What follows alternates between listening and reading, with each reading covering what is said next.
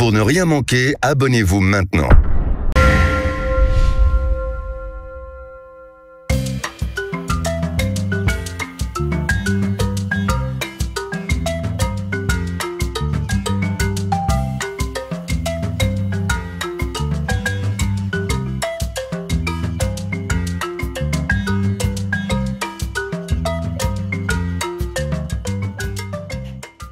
Aukim just so na nke tam jo donne. Owo ta ko donne. Awo mo ko dare ga de ro fun. Ko suba no ba ka fa, ko fa na mo sham. Na mabla bubu na mo. Akpono po mpe pono egbe. Ya mo bu. Pono. Nka.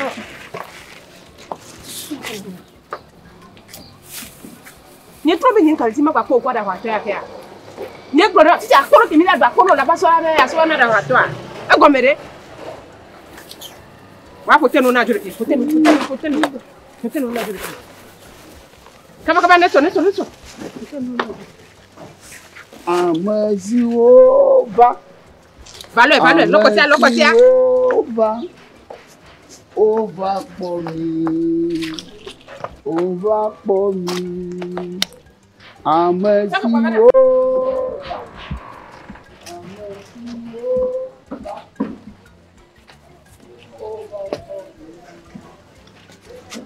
Bubu ke mina dula o me ba so no na da hwato ne a. E go mere. Akpolo mina dula o mo la ba so na ada hwato be ne so do a. Kaba ya o.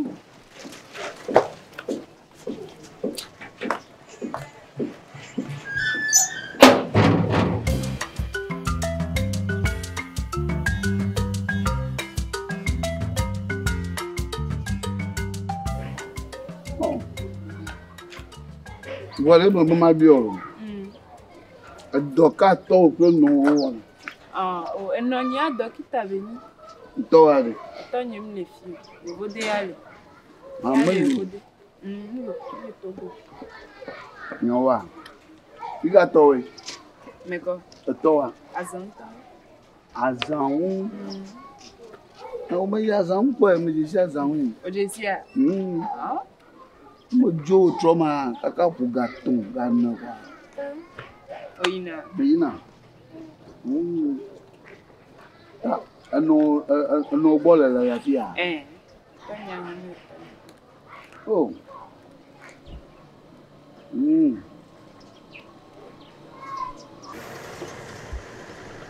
Kaka chaka no bona wa fia.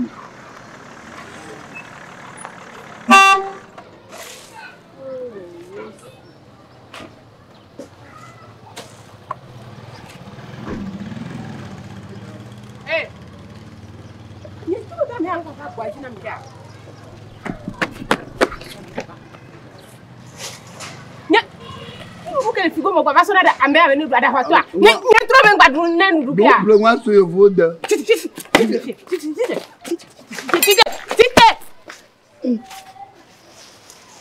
Kako be da bacha la ko me ba na da hwato ma. Fipo de nu ke ya ojulo ma. Figa me ade. Fa me.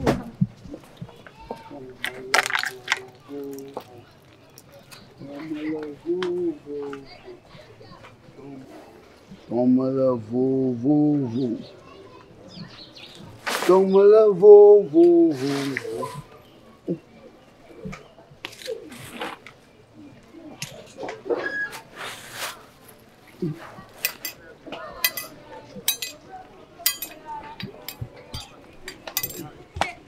Tite.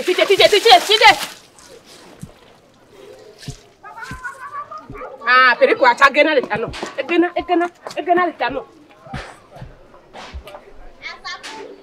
Ko fifo de ba me yara. Ne ngba po la gbe adi ne ngba po la gbe adi. Mama so nwa fun ku me ne fifi ne ba para. Ambeke to ro da to na be be Yesu be budu eji.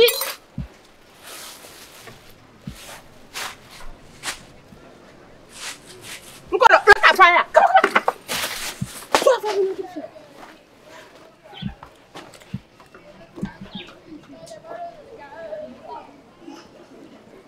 Bon, Yesu va bien pour me soit d'où.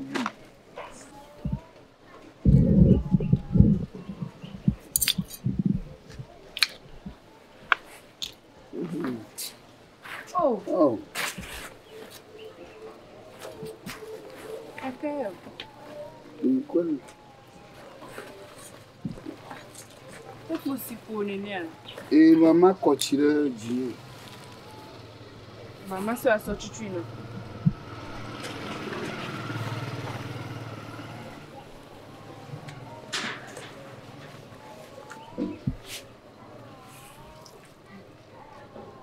Benade. Quem decidiu aquela bodina? Olha. O decidiu ma minha togbo yo wona mi tsoka kegberegbeke. Kamu no amasi sama o le na mu. Akpasese to ba dzrana. E minha togbo ba pe ba aw. Ma no no mo. Yo wo decidiu ma na mi. Ta na kpo decidiu ma me de nkwa anya ba mi ko moto. O mo ga le na mi. Na mo de le mi o kpo decidiu ya kwa. Ado la da si mi anchi. Olha Joia. Majo. Akpe. Tani godoge. Atoya dom yo aisha.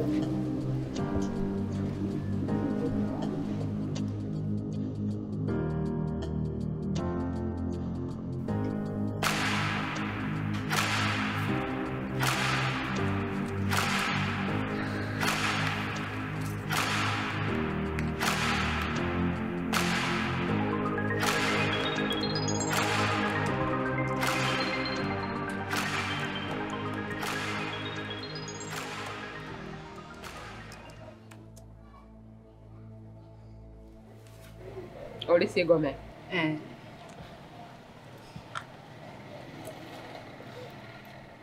Bom, que se olhe tiver ainda que tá se bem, então que nem mais.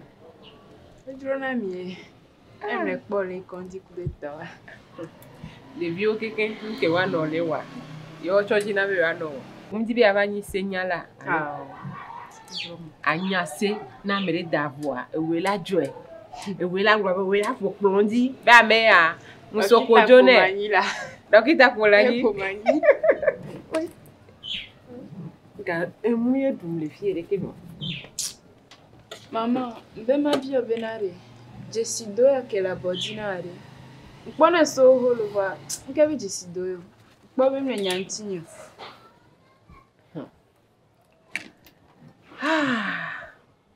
Kaka vi fenye me. Kengbe si bele do pe ama ton wa ma den wa chan le pele do ko yin ti. E no re pe mu la fi de pe o. E to re pe mu le o. Amere pe mu gbon ke be nyina mo. Nem nyoa, enyela ke glo no fifilo. Bon, lo be nyawo. Okposan hoade ke oke gbasana me ibona yovo ade. Le podo me ona jesido ana mesia me. Ususu be na ne yovo de ba kpo jesido ala me ibontia. Ma gbasa me wa ko enu benyi le wa me va do me kwa. Ene benui. Nyawo. Oh. Oto nu wo chan fifie mi vole school a. Kiko selo. Kuli selo. Adabato eto ina. Ele chamba body. Ada wa to ke banu na gwazi a. Ele ba body de ko. Ni soko ke kosi Corinthia yenke ba tunya. Kenke consider da wa to wanti ni so emule yin be nejua o gbaje papa kaka o gbaye a. Onya gbogbo ke la mo me be so fa no na gbozi na mi a. Débora, on me laisse nous lo. On me laisse nous lo. Kenya me nya me be me ne jua. Nyam keju le don so le ya da wa to wan gbo ma keju le don. Nya va gbo wan gbo ka fu me. O kare di be de ke chuchu o te ya trop enyu ele lo. Chuchu bele la. Akoto e o ta le fi lo. Nde kai.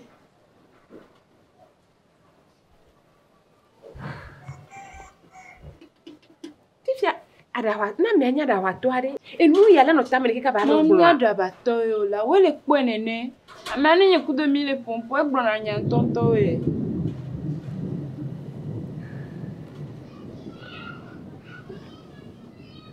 fikere ngba po epo so ga ke mu ko si akorezi ngba le vako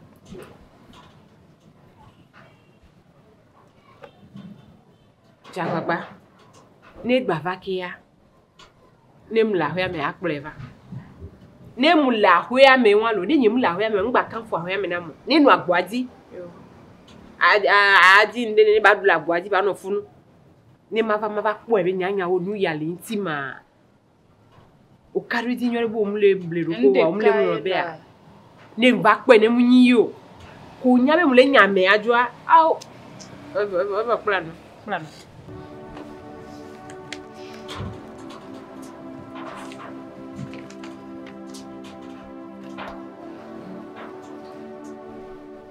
si zoa ni du noa ni do bo adowunia o tu bia ni noa o ba bia o bi bia ni no do ba o ba mi keke mi jo keke ni le je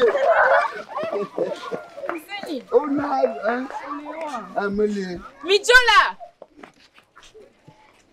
Fuseni ni klo yi la ela de kukwa de no nyele di la po no oh agbenya sigbe me na ra simo de kuku me na mblega la ele di o so gbere ele di o la de kuku la no ko chidenti yan magaji mo mavo oh la de kuku la nya ben kebe kam kenyo bam de kuku ye abo agbenya sigbe ni to ma sia me no ma ya sia me ma ve ple no no fan de kuku nyele biolo kakere mi ya yima gagara fam yo mde ala ba ko chidenti yan magaji magalachi yo ne mo lachi kwa achi jana yo ni yo bidunwa bidopwa onyanya otunya otanya oponya bidunwa bidu babo bidunwa bidu babo bidunwa ogwana mai mama ko mama ya oh video idunwa ogwana yana yire ma ba bi je bi baba po idunwa idabwa awa mi se ba hobe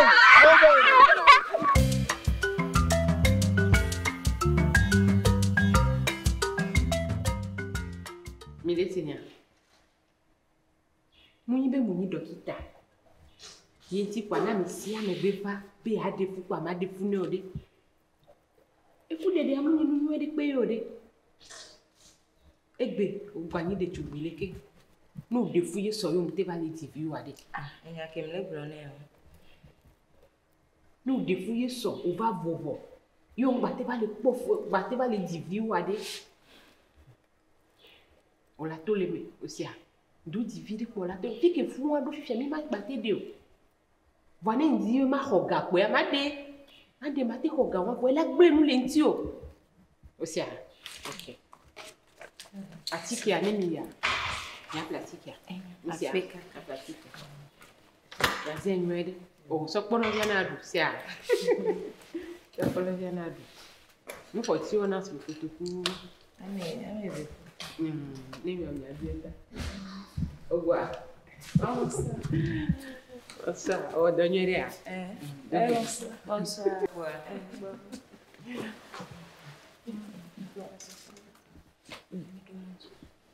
Okwela.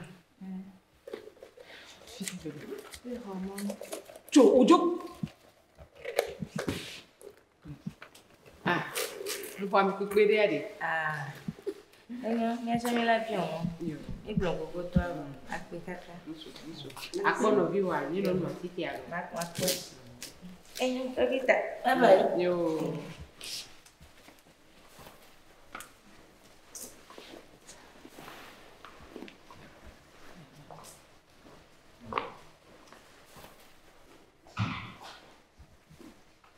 Oh, mi gba fo. Mi te si dodo.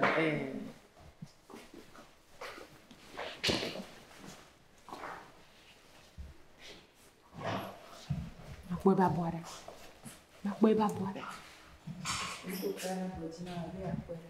ah bon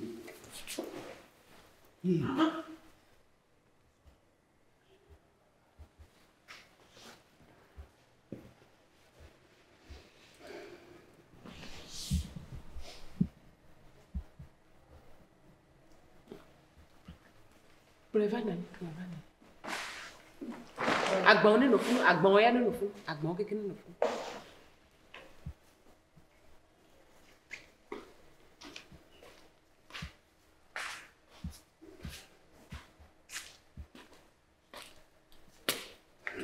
Oh, this oh, I no fu,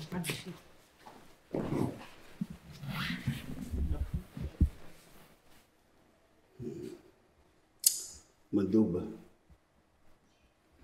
Apita o fon. Fon na ma. Fon yere. Me ka onyo.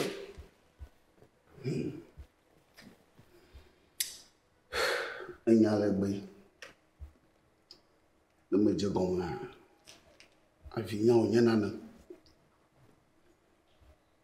Nya da ba to nya. Me nya da ba to.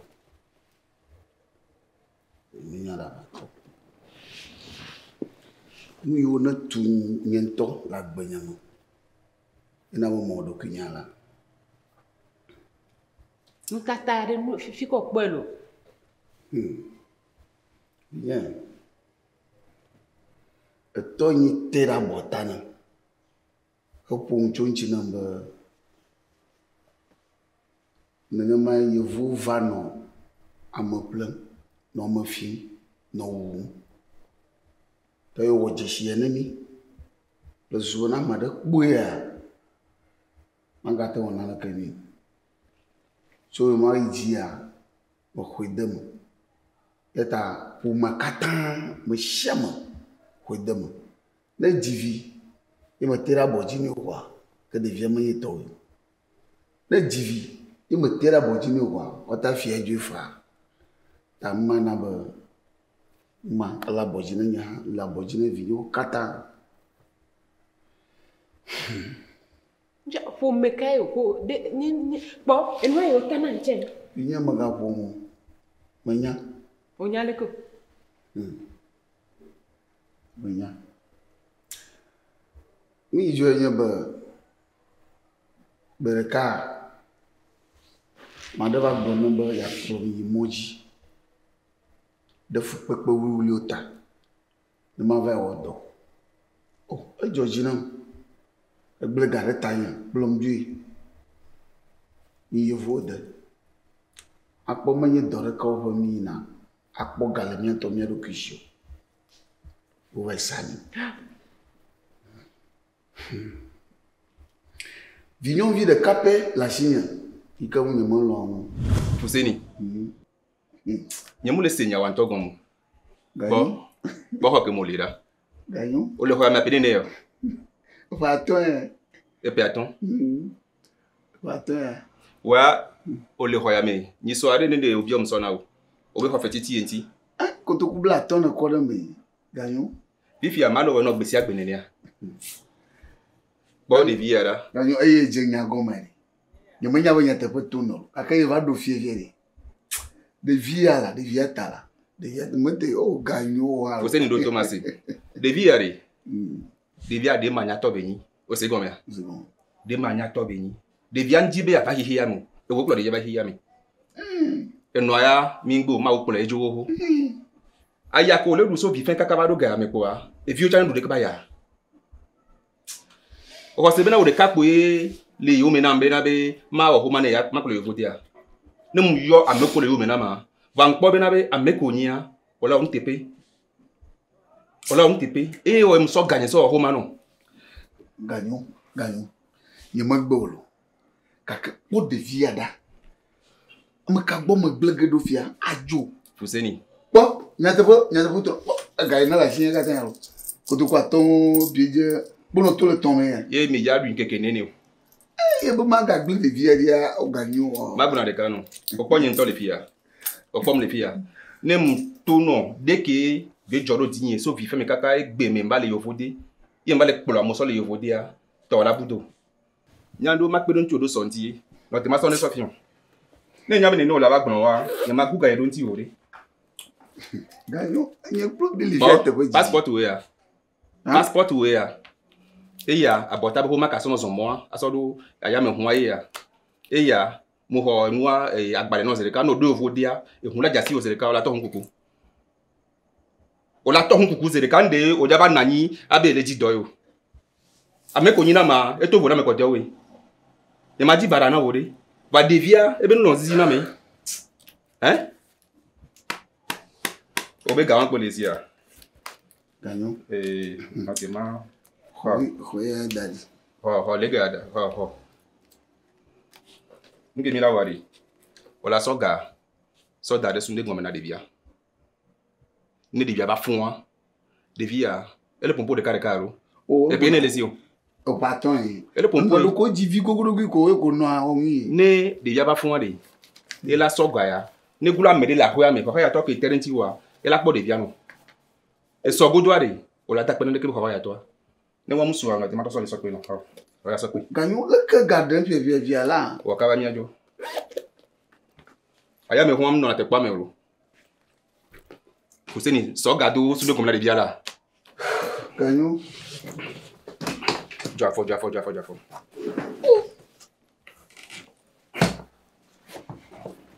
Ganyo.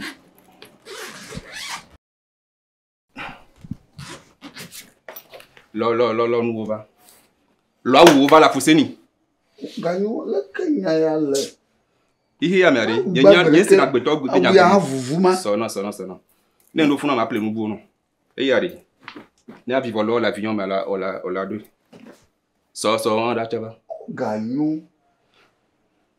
Fuseni de bla la ga me mu le nya si ola.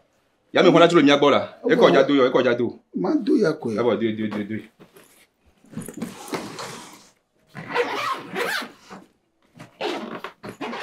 Ojibe baby chane kutia ya ke me le duwa. Aya ko du kakana ga me a. E vi o chane kutie me a. Fuseni do awu mi jola. So ga do so de comme na devia. Ganyo. Etere jinye nto. Iya. Ba ponpo. Ble de vivia di Ba ponpo. Pa ton vidia Mi la kasem le aya me kume mi jo. So ga do so de comme ni. Ganyo. Wakaba devia ngba fon ke nya jola. Ne fon fi o ma te gba joko re. Wakaba nya jo ngba ponpo su bore. Fuseni devia de nde mi le wi yo la. So do so de comme ni. Ganyo. Ma ble de vivia di fia jo. Si te mi jola. Oh. Ganyo. Salut ya dare. Mon hiya la ni. Devia ba fon wa. Ganyo. Zan. Bono mako. Oh. Fuseni mi jola. Ganyo. Kamele tsunami la mi la timbe la. Afopa wa le kwa munwa. Ele kwa munwa. Le la ma. Ganyo. Yenyo. Manya bawe. Eyo plon ye voda. Onya be nyele ko. O dobo no. O. I wodo tepo kaka. Mlaba. Do wale michu de filo umanya tawo miduna. O kwachika do ndoma. Midu wale mi dobo na mi. Yo plomi dobo ko bo Africa. Fima na buna lema. Ake onye vua do onta. To bobo chi ha mo po dejishi. Mana mo na boji. Ushia no na wona Mavenam à la belle fille,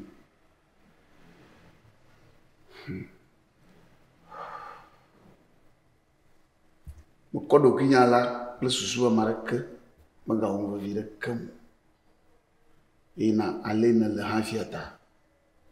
Attends-moi bien mon amour, nous n'y a pas fini n'ya. Oh, waouh, on vit ho. Et ta mon code qui y a on a mana na nya bi vinya inenye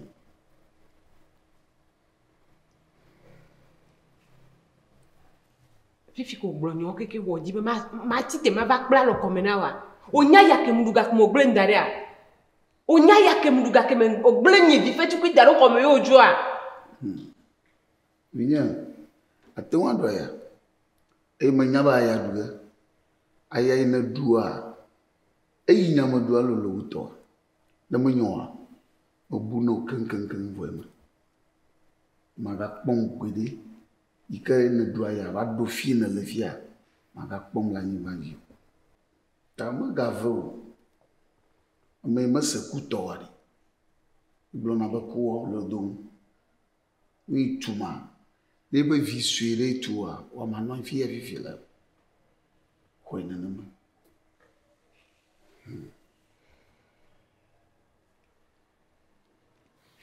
Chite natura homena. Oh. Chite natura homena mla. Omla si avete natura homena ma.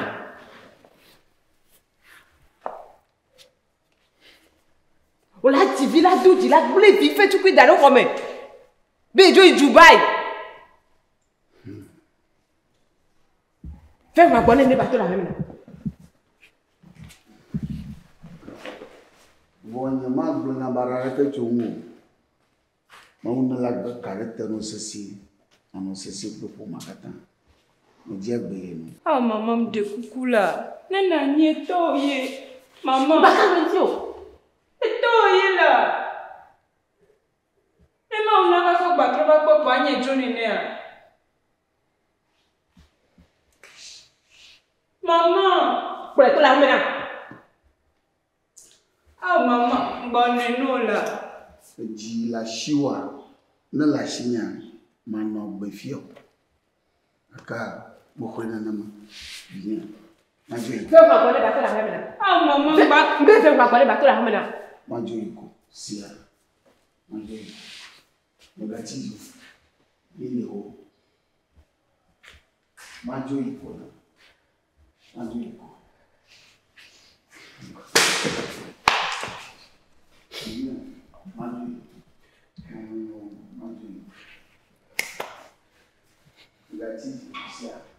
Deborah. Tati.